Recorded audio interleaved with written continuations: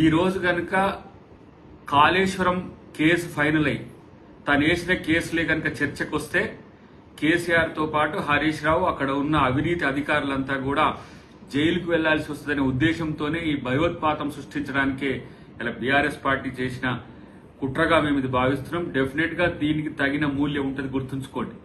ఇలాంటి హత్య రాజకీయాలతో రాజకీయాలు చేస్తానంటే ఎవరు కూడా సహించరు. ఇలా మీరు బయటకు వస్తే ప్రజాస్వామ్యయుతంగా పోరాడతామేమనుకుంటే హత్యలు చేయించడానికి కేసీఆర్ బయటకు వచ్చిందా?